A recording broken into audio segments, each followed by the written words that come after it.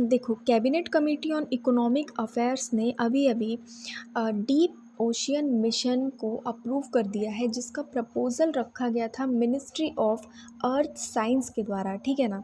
अब ये तो समझ में आ रहा है कि ये जो मिशन है, ये ओशियन से रिलेटेड है, महासागर से रिलेटेड है, ठीक है? लेकिन क्या है, इसको हम डिटेल में देखेंगे, क्योंकि जो ओशियनोग्राफी टॉपिक है, उसके लिए ये बहुत इंपॉर्टेंट हो जाता है, ठीक है? तो चलो डिटेल में डिस्कस करते हैं इसके बारे में, ये मिशन आखिर किस बारे में है। पहले तो देखो, ये जो मिशन है इसमें खर्चा कितना आ रहा है, इसमें 4000 करोड़ का खर्चा आ रहा है, ठीक है ना? मतलब इतने करोड़ों रुपए लगाए जा रहे हैं इस मिशन में, मतलब कुछ तो खास होगा। देखो, इसमें कई सारे डिपार्टमेंट्स और मिनिस्ट्रीज़ भी शामिल है, जैसे कि ISRO, Indian space research organisation, ठीक है?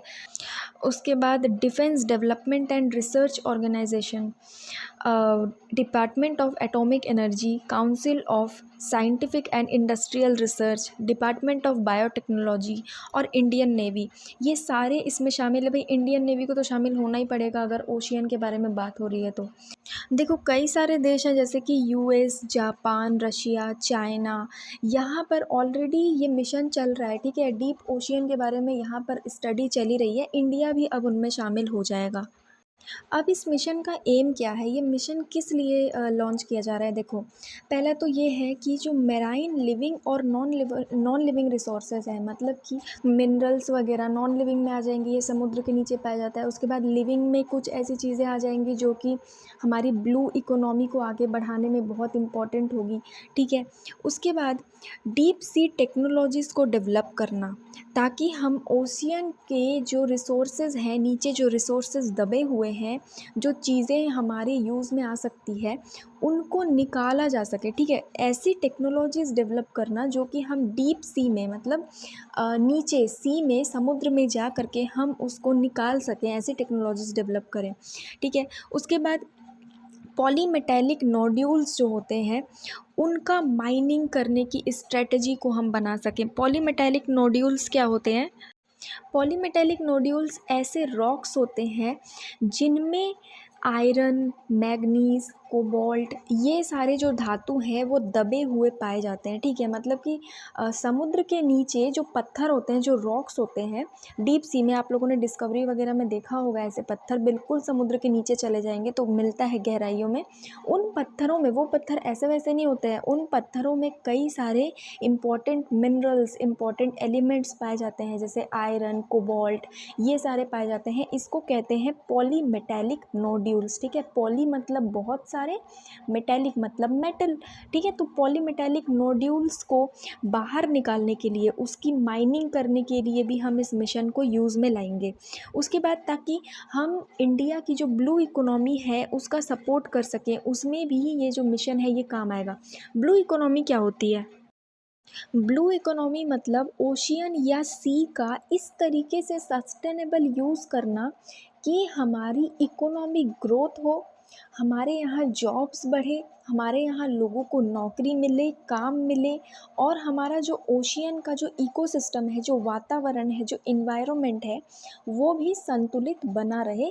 मतलब कि सीधी सीधी ये बात है कि हम ओशियन से फ़ायदा ले सकें, ठीक है? ओशियन में जो रिसोर्सेज हैं उससे हमें फ़ायदा मिल सके। जैसे मछलियाँ मछलियाँ बेचते हैं ना लोग, उससे भी तो जॉब्स क्रिएट होते हैं, उससे भी तो, मतलब बड़ी बड़ी अगर आप इंडस्ट्रीज़ देखो जो मछलियों के प्रोडक्ट्स बनाती है, तो उससे भी तो जॉब्स क्रिएट हो रहे हैं, तो ये भी ब्लू इकोनॉमी में आ जाएगा। उसके बाद जैसा मैंने अभी आपको बताया कि समुद्र के नीचे कई सारे मिनरल्स पाए जाते हैं, तो उनको निकाल के जो भी उसको उपयोग में लाया जा सकता है, उससे भी हमारी इकोनॉमी में ग्रोथ होगा, ठीक है? जिस मिनरल की हमको कमी है, जो हमको इम्पोर्ट करने पड़ रहे हैं, हो सकता है वैसा भी कोई मिनरल हमको मिल जाए, ठीक है? उसके बाद रिसर्च कंडक्ट करना, ताकि हमें जो क्लाइमेट चेंज हो रहा है, क्लाइमेट में जो बदलाव आ रहे हैं उसका पता चल सके। देखो, ऐसा कहा जा रहा है कि समुद्र की गहराइयों में भी कुछ ऐसी चीज़ें हैं जिससे हमको पता चलेगा कि हमारे क्लाइमेट में परिवर्तन क्यों आ रहा है, ठीक है?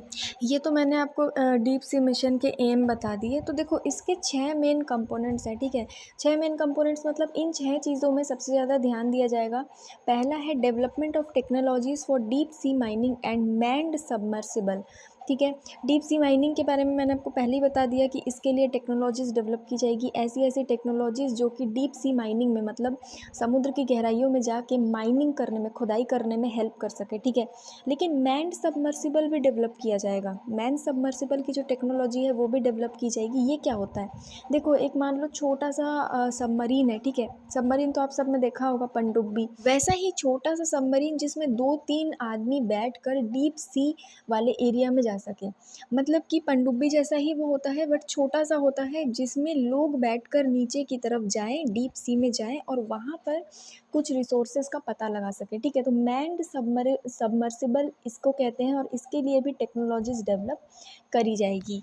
उसके बाद दूसरा मैंने आपको अभी बताया था, development of ocean climate change advisory services, ठीक है। इसमें क्या है कि ऐसे ऑब्जर्वेशंस करना जिसमें कि हम ये अंडरस्टैंड कर सकें कि फ्यूचर में हमारा जो क्लाइमेट चेंज है वो किस तरीके से होगा, ठीक है।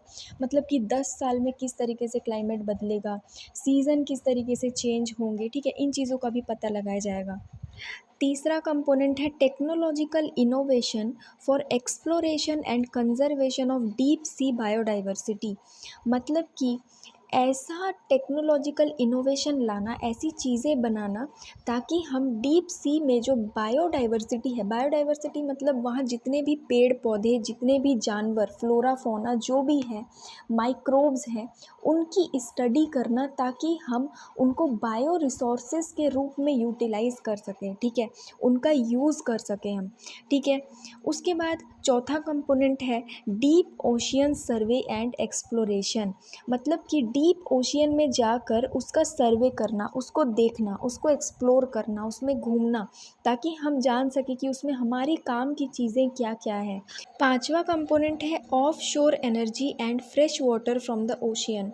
देखो fresh water from the ocean का क्या मतलब है, ओशियन में तो नमक वाला पानी होता है ना, लेकिन ओशियन से फ्रेश वाटर निकालने का भी एक तरीका होता है, जैसे कि डीसैलिनेशन प्लांट्स, ठीक है, जिसमें जो नमक वाला पानी है उसको फ्रेश वाटर में कन्वर्ट कर दिया जाता है। ऐसे बड़े बड़े प्लांट्स होते हैं, ठीक है ना, जहाँ पर समुद्र का पानी नमक वाला लेके आते हैं, सप्लाई होती है और उसको फ्रेश वाटर में कन्वर्ट कर दिया जाता है, डीसैलिनेट कर दिया जाता है, मतलब नमक को निकाल के फेंक दिया जाता है, समझ रहे हो।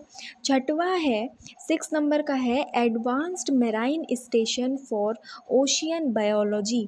मतलब इसमें क्या है कि ह्यूमन की कैपेसिटी को ऐसे डेवलप किया जाएगा ताकि ओशियन बायोलॉजी और इंजीनियरिंग में उसको काम में लाया जा सके, ठीक है।